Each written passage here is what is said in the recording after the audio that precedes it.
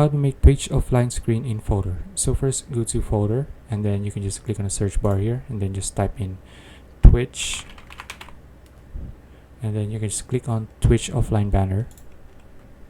Now it will take you to this page. Now they have all sorts of templates here that you can use, or you can just start from scratch and then just make something that's similar to this ones here.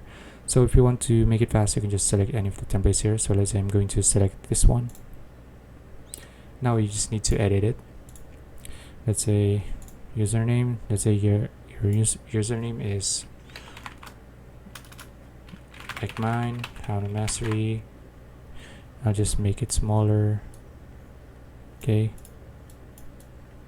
So I'll just type in the same thing here.